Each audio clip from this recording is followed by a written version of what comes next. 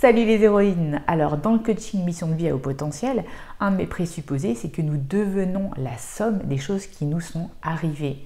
Et quand on y regarde de plus près, eh bien ce sont nos souffrances et nos blessures émotionnelles qui nous font le plus avancer. Et pourtant on passe notre vie à les éviter. Ce qu'il faut savoir aussi c'est que chez la femme HPI, comme elle a une grande intensité, une grande empathie, un sens aigu de la justice, des attentes élevées, eh bien, ces blessures émotionnelles vont lui laisser des traces significatives. Les femmes HPI me disent souvent « je marque longtemps », comme si les plaies mettaient du temps à se refermer. Et on va voir dans cette vidéo comment en fait un processus de transformation positive peut transformer tes blessures en force et comment tu vas pouvoir de là te créer une vie sur mesure. Et souvent, on a beau faire du développement personnel et vouloir évoluer, tout ce qui est sous nos yeux nous permet déjà de pouvoir construire sur ces blessures.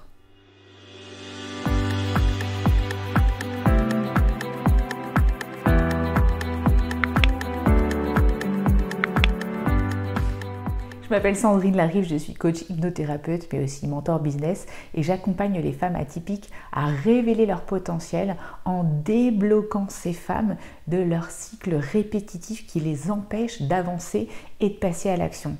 Si tu es intéressé pour commencer le voyage de développement personnel que j'ai créé qui s'appelle le voyage de l'héroïne, n'hésite pas à télécharger le guide offert qui se situe sous la vidéo et qui s'appelle « Es-tu à ta place? Es-tu à ton plein potentiel ?»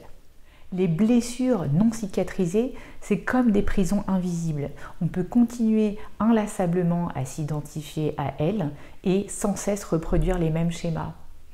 On peut parfois se complaire dans une histoire de femme blessée et établir des relations avec les autres basées sur ça et c'est très dangereux. En fait, ce qui se passe, c'est que quand on fait ça, on établit un accord masqué avec l'autre qui est « tu dois prendre soin de ma blessure » où la personne se positionne de manière supérieure par rapport à cette blessure. Et en fait, qu'est-ce qui se passe? Ça nous empêche de grandir. Et souvent, on rencontre des personnes qui sont aussi cassées, brisées et qui sont accaparées dans leurs blessures et ça ne crée pas de relation harmonieuse et épanouie.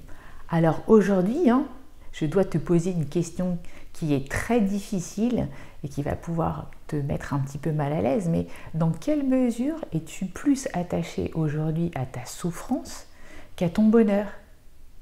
Est-ce que tu as des bénéfices aujourd'hui à rester vautré dans ta souffrance plutôt qu'à la transmuter?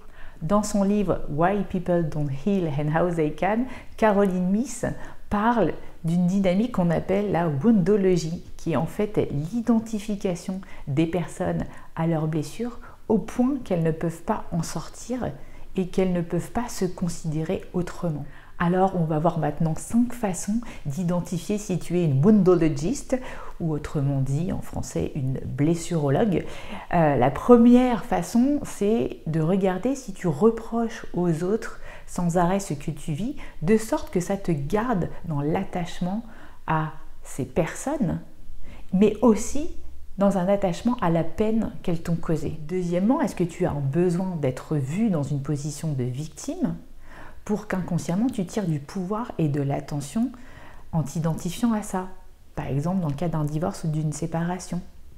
Et puis après, tu vas reproduire ce cycle de victimisation pour maintenir cette attention dans le temps. Troisièmement, est-ce que tu ne veux pas guérir d'une blessure? Parce qu'avancer, c'est oublier ou trahir la personne avec qui tu as été, même si elle t'a fait du mal.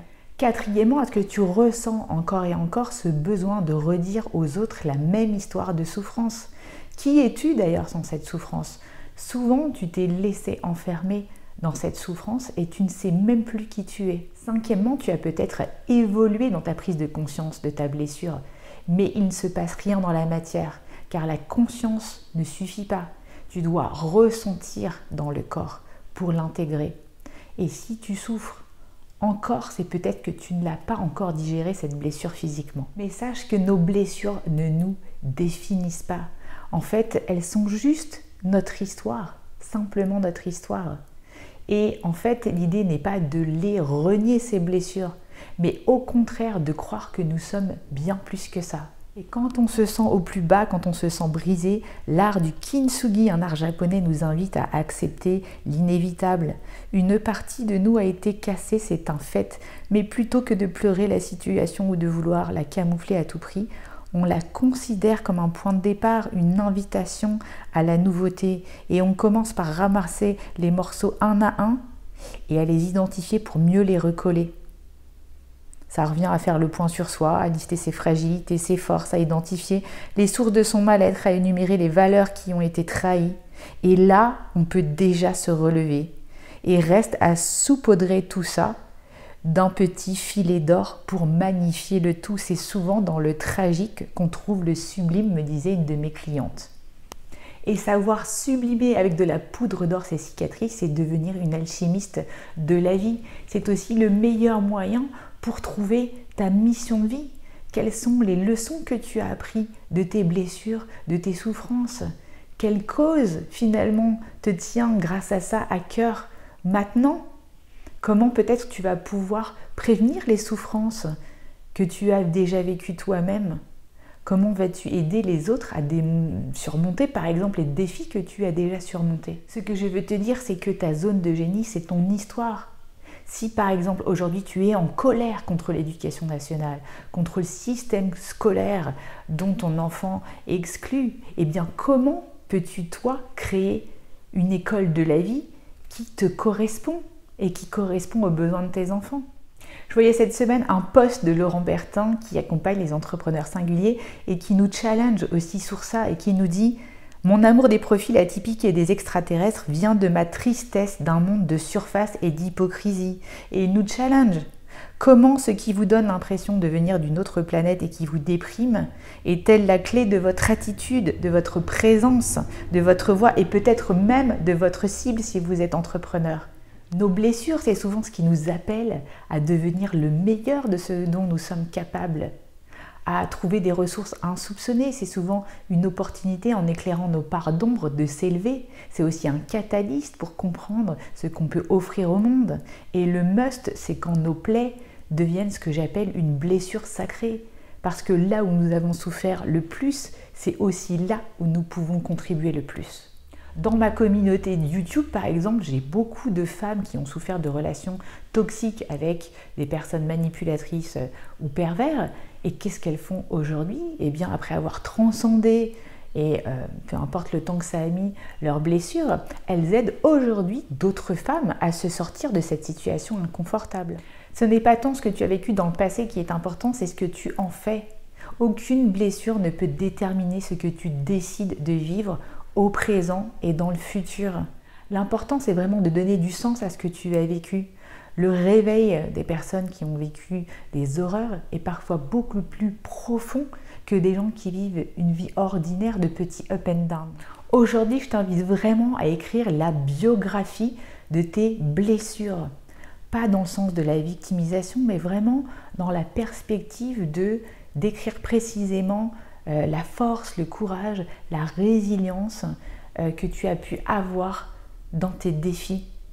Et vraiment d'identifier quelles sont les plaies qui peuvent aujourd'hui éventuellement devenir ta blessure sacrée, celle sur laquelle tu vas peut-être fonder ta mission de vie. Il y a dans chaque blessure quelque chose à apprendre, une leçon de la vie, une expérience. Alors je veux vraiment que tu prennes du temps aujourd'hui pour écrire tout ça et que tu te poses. Combien de personnes j'ai aussi accompagnées en burn-out qui se sont reconverties dans une vie beaucoup plus slow life et qui aident aujourd'hui d'autres personnes à ralentir et à reprioriser leur vie.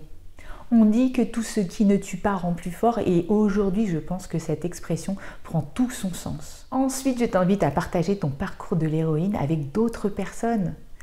Partager avec vulnérabilité ta biographie des blessures, c'est vraiment construire d'autres relations beaucoup plus authentiques et durables qui vont te faire grandir. Partager ton expérience personnelle va donner de l'espoir aux autres et leur montrer qu'ils ne sont pas seuls. Et c'est exactement ce que je propose dans le défi des 21 jours Reconnexion à ton plein potentiel, lien sous la vidéo, c'est partager ta légende personnelle au groupe des héroïnes sensibles et singulières. Et enfin, pour faire de tes blessures une mission de vie, je t'engage à passer à l'action. C'est en t'engageant dans des petites choses chaque jour, je ne sais pas, comme un acte de bénévolat, que tu vas pouvoir construire ta mission de vie pas à pas. En conclusion, n'oublie pas que c'est la somme de nos blessures qui fait notre singularité de personne atypique et l'œuvre d'art unique que nous sommes. Et n'oublie pas surtout que tu as le pouvoir de transformer ta douleur en moteur de compassion et de changement et que ça va te permettre de contribuer au monde d'une meilleure manière. Ose embrasser tes blessures et fais de ta vie un témoignage vivant de résilience, d'amour et de croissance.